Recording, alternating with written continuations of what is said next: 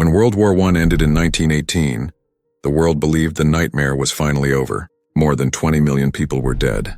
Empires had collapsed. Cities were destroyed. An entire generation was traumatized.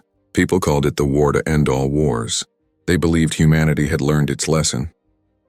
They were wrong. Because World War I did not end in peace. It ended in unfinished business. Europe was broken, but no one knew how to fix it. 4 great empires had collapsed. The German Empire, the Austro-Hungarian Empire, the Ottoman Empire.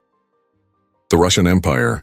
Millions of soldiers returned home to ruined economies and empty promises. Factories were closed. Food was scarce. Jobs disappeared. Anger filled the streets. And anger is dangerous when combined with humiliation. Germany suffered the most. Although Germany had lost the war, many Germans did not believe they were defeated militarily. They believed they had been betrayed from within. This lie became known as the stab-in-the-back myth. It poisoned the national mindset. Instead of accepting responsibility, people searched for enemies. Politicians, minorities, intellectuals. The seeds of hatred were being planted. The old European balance of power was gone. Borders were redrawn overnight. New countries were created. Old ethnic tensions exploded. Millions found themselves living in countries they did not identify with. There was no stability, only resentment. The world desperately needed strong leadership. What it got instead was fear, revenge, and political chaos. Historians now agree on one thing. World War II did not begin in 1939. It began in 1919. The moment peace was signed, the next war became inevitable. Because peace built on punishment is not peace. It is a countdown. And the clock had started ticking. In 1919, the leaders of the victorious nations gathered in Paris to decide the future of the world. They believed they were building peace. In reality, they were laying the foundation for another war. This agreement became known as the Treaty of Versailles, one of the most controversial treaties in human history. Germany was not invited as an equal partner. It was summoned as a defeated criminal. The message was clear. You lost. You will pay. Under the Treaty of Versailles, Germany was forced to accept full responsibility for World War I. This clause, known as the War Guilt Clause, was devastating. It wasn't just a legal statement. It was a national humiliation. Germany was ordered to pay enormous reparations to the Allied powers, amounts so large they were nearly impossible to repay. The German economy, already weak, collapsed under the pressure. Factories shut down. Workers lost jobs. Families went hungry. But that was only the beginning. Germany lost nearly 13% of its territory. Entire regions were taken away and given to neighboring countries. Millions of Germans suddenly found themselves living under foreign governments. Colonies were stripped away. Borders were redrawn without asking the people who lived there. To many Germans, this felt like theft. And resentment spread like fire. The treaty also destroyed Germany's ability to defend itself. The army was limited to 100,000 soldiers. No tanks, no air force, no submarines. For a nation that had once been a great military power, this was unbearable. Unemployed soldiers returned home angry and humiliated. Many joined extremist groups. Violence became common. Democracy looked weak. By the early 1920s, Germany was in crisis. To pay reparations, the government printed more money. This led to hyperinflation. Prices exploded. In 1923, a loaf of bread that once cost a few marks now cost billions. People carried money in wheelbarrows and still couldn't afford food. Savings vanished overnight. The middle class was destroyed. And when the middle class collapses, extremism rises. Some leaders warned that the treaty was too harsh. British economist John Maynard Keynes famously predicted that the treaty would lead to another war. He was ignored. France wanted security. Britain wanted stability. The United States wanted to leave Europe behind. No one wanted responsibility, and so the treaty remained. The Treaty of Versailles did not create peace. It created bitterness. It turned Germany into a nation fueled by anger, shame, and desperation. People didn't ask if the treaty would fail. They asked when. And as years passed, one truth became impossible to ignore. A wounded nation does not heal through punishment. It seeks revenge. By the mid-1920s, Germany was a ticking bomb, a broken economy, a humiliated population, a weak democratic government, millions searching for someone to blame. All it needed was a voice, someone who could turn anger into purpose, someone who could promise greatness, someone who could point to enemies. That voice was coming, and when it arrived, Europe would change forever. By the late 1920s, Germany was barely holding together. The wounds left by the Treaty of Versailles had never healed, and the fragile democracy of the Weimar Republic was struggling to survive. At first, there were brief signs of recovery. Foreign loans helped stabilize the economy, factories reopened, life seemed to improve. But this stability was an illusion, because Germany's recovery depended almost entirely on foreign money, especially loans from the United States. And when that money disappeared, everything collapsed. In 1929, the Great Depression began in the United States. Banks failed. Businesses closed. Millions lost their jobs. The shockwaves crossed the Atlantic. American banks demanded their loans back. Germany could not pay. Factories shut down again. Unemployment exploded. By 1932, more than 6 million Germans were without work. Families starved. Homelessness spread. Despair filled the streets. People no longer trusted democracy. They wanted answers. They wanted solutions. They wanted someone to blame. The Weimar government seemed powerless. Political parties argued endlessly. Coalitions collapsed. No one could form a stable government. Parliament became a battlefield of words, not solutions. To keep the state functioning, leaders began ruling by emergency decrees, bypassing democratic processes. This weakened democracy even further. Many Germans began to believe that democracy itself was the problem.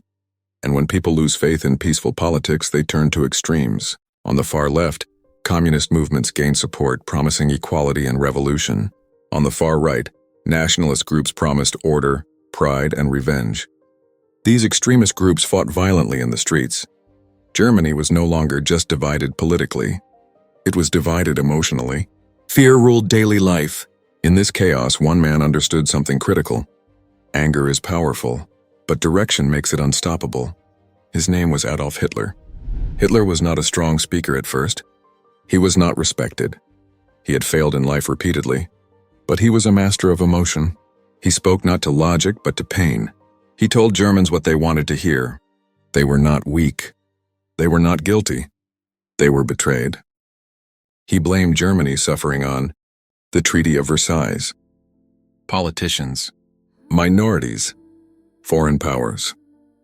He promised to restore pride, to make Germany great again, to give people purpose. Hitler understood the power of propaganda better than anyone before him. He used massive rallies, simple slogans, repetition, emotional speeches. He made people feel seen. He made them feel important. And most dangerously, he gave them enemies. The Nazi Party promised jobs, order, national revival. To desperate people, these promises sounded like salvation. At first, the Nazi Party was small, but with each crisis it grew stronger. In elections, 1928, Nazis were insignificant. 1930, they became a major force. 1932, they were the largest party in Germany, not because everyone believed in Hitler, but because people believed in change and any change. Fear had destroyed patience. Germany was standing at the edge of a cliff. Democracy was collapsing. Extremism was rising. The economy was broken. Anger ruled public life. All the conditions for disaster were present. The world watched and did nothing because many leaders believed Hitler could be controlled. They believed he would calm down. They believed the system would limit him. They were wrong. Very wrong, because when fear meets power, history does not whisper. It screams. By early 1933, Germany was exhausted. Years of economic collapse, political chaos, and street violence had left the nation desperate for stability. People no longer asked for democracy. They asked for order, and Adolf Hitler promised exactly that. On January 30th, 1933, Adolf Hitler was appointed Chancellor of Germany. Many believed this was harmless. Conservative politicians thought they could control him. Industrial leaders believed he would protect their interests. Foreign governments saw him as temporary. They all made the same mistake. They underestimated him. Just weeks later, Germany's parliament building, the Reichstag, went up in flames. The Nazis immediately blamed communists. Whether the fire was planned or exploited hardly mattered. Hitler used it perfectly. He convinced President Paul von Hindenburg to sign emergency laws that suspended civil liberties, allowed arrests without trial, silenced political opponents. Fear spread overnight. Freedom vanished legally. With opposition crushed, Hitler moved quickly. In March 1933, the Enabling Act was passed. This law gave Hitler the power to make laws without parliament, ignore the Constitution, rule by decree. Democracy ended, and legally, there was no coup. No tanks in the streets. The system destroyed itself from within. Once in power, Hitler moved fast. Political parties were banned. Trade unions were destroyed. Independent media was shut down. Germany became a one-party state. At the same time, massive public projects created jobs. Highways, factories, military production. Unemployment dropped. For many Germans, life improved. And improvement bought loyalty. The Nazi regime understood one thing clearly: control the story, control the people. Radio became a weapon. Films glorified the regime. Schools taught obedience. Children were taught loyalty to the state above family. Slowly, society was reshaped, not through constant violence, but through constant messaging. While many benefited, others were targeted. Jews, political opponents, minorities. Laws stripped them of rights. Businesses were taken. Lives were destroyed. At first, much of the world ignored it. It was considered Germany's internal matter. Silence became permission. Other nations watched with concern, but also relief. Germany seemed stable again. Communism appeared contained. Trade resumed. Many leaders believed peace was possible. They believed Hitler would stop once Germany was satisfied. History had already taught otherwise. But hope is powerful, and denial is dangerous. Despite treaty restrictions, Germany began rearming. New weapons were built. The army expanded. The air force returned. These actions violated the Treaty of Versailles. But no one intervened. Each violation was a test, and each time the world failed. By the mid-1930s, Germany was no longer hiding its ambitions. The nation was mobilizing. The system that had been born from World War I's ashes was now preparing another fire.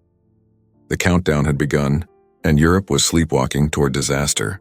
By the mid-1930s, Adolf Hitler no longer hid his ambitions.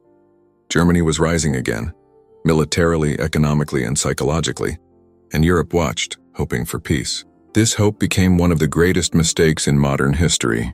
After World War I, European leaders were terrified of another conflict. Millions had died. Economies were shattered. Entire generations were scarred. No one wanted war again.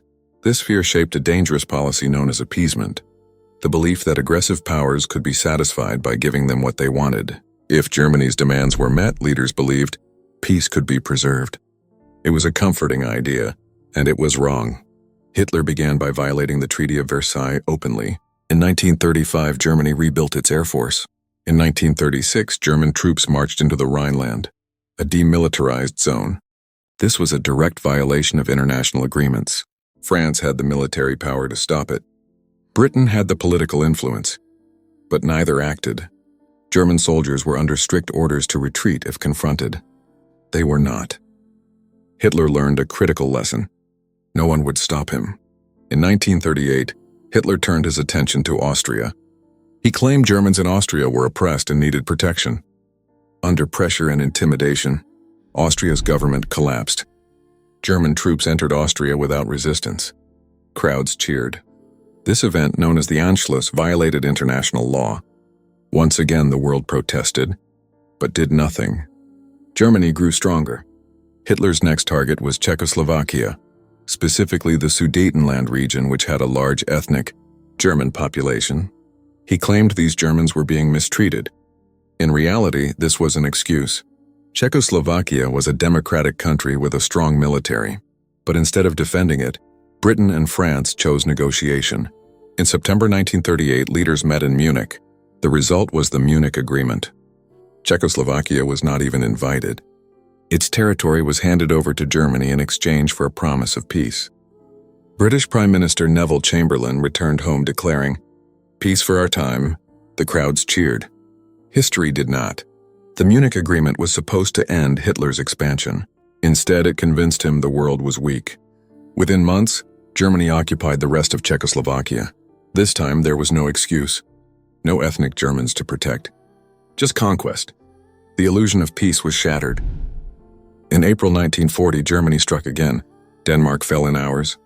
Norway followed soon after. The German war machine moved with ruthless efficiency. Then in May 1940, Germany turned west. The attack on France shocked the world. Through the Ardennes forest, considered impassable, German forces broke through. French defenses collapsed.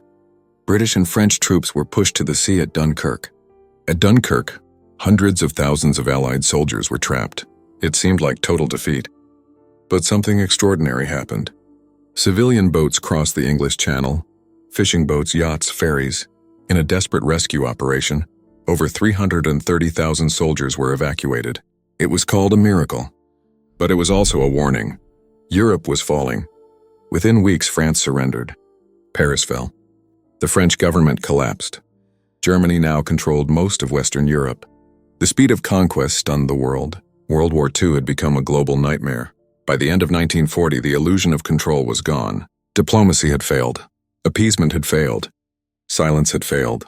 The war that had been born from World War I's mistakes was now fully alive, and it would soon consume the entire planet. When World War II finally ended in 1945, the world was once again in ruins. More than 70 million people were dead. Cities were destroyed. Entire nations were traumatized. And once again, humanity promised itself, never again. But history has a cruel sense of irony. Because the roots of World War II were not created by evil alone.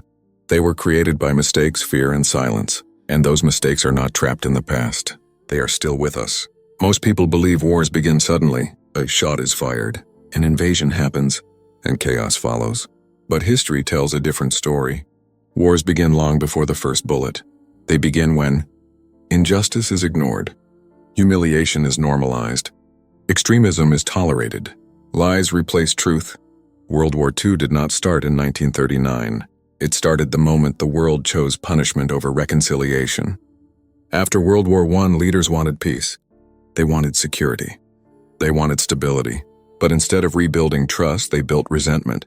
The Treaty of Versailles did not heal Europe. It wounded it. Economic collapse did not create extremism alone. It prepared the ground. Appeasement did not stop war. It encouraged it. And silence did not protect peace. It destroyed it. Each decision felt reasonable at the time. Together they were catastrophic. By 1939, it was finally clear. Hitler could not be satisfied. He did not want equality. He wanted domination. Britain and France began to prepare for war. But it was late. Very late. Germany's military was now one of the strongest in the world. Years of hesitation had given Hitler everything he needed. In August 1939, the world was shocked again. Germany and the Soviet Union, ideological enemies, signed a non-aggression pact. Secretly, they agreed to divide Eastern Europe between them. This agreement removed Hitler's last fear, a two-front war. The path was clear. Europe stood at the edge of disaster. Treaties had failed. Warnings had been ignored.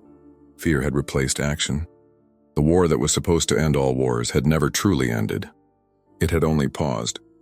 And now it was about to resume, more violent, more destructive, and more deadly than ever before. In the early hours of September 1st, 1939, Europe woke up to a sound it had hoped never to hear again. German forces crossed the border into Poland. There was no declaration of war, no warning. Only speed, firepower, and shock. This invasion marked the beginning of World War II. For years, Hitler had pushed boundaries. This time, there would be no turning back. Germany attacked Poland using a terrifying new strategy called Blitzkrieg or lightning war. Instead of slow, trench-based fighting like World War I, Blitzkrieg relied on rapid tank divisions, coordinated airstrikes, fast-moving infantry. The goal was simple: overwhelm the enemy before they could respond. Poland's defenses collapsed within days. Cities were bombed. Communication lines were destroyed. Civilians fled in terror. The world watched in disbelief. This was not the war they remembered. This was something far worse. 2 days later, on September 3, 1939, Britain and France declared war on Germany. The appeasement era was over. But despite declarations, action was slow. Troops mobilized. Borders were fortified. And yet for months little happened on the Western Front. This strange pause became known as the Phony War. Behind the scenes, however, Germany was preparing something massive. By the end of September, Poland was defeated, but Germany was not alone. From the east, the Soviet Union invaded Poland as well, fulfilling the secret agreement of the Molotov-Ribbentrop Pact. Poland was divided between two totalitarian powers. Once again, smaller nations paid the price for great power ambitions. Millions were displaced, thousands were killed, and the world understood something terrifying. This war would not respect borders, treaties, or humanity. One of the most dangerous beliefs in history is this: it can't happen here. Europe believed Hitler could be controlled, that institutions would limit him, that extremism would fade. They were wrong. Democracy does not collapse all at once. It erodes. One emergency law, one ignored injustice, one compromise at a time. By the time people realize what is happening, it is often too late. You might ask, why tell this story today? Because the conditions that created World War II are not unique to the past. Economic inequality, political polarization, fear-driven nationalism, the search for scapegoats. These forces still exist. Technology has changed. Weapons have evolved. But human behavior has not. History shows us that the greatest danger is not hatred alone. It is indifference. When people look away, when leaders choose comfort over courage, when truth becomes inconvenient. World War II was not inevitable. It was allowed. And that is the hardest lesson of all. This story is not meant to frighten. It is meant to wake us up. History does not repeat itself exactly, but it rhymes. Every generation faces a choice: to learn from the past or to repeat it.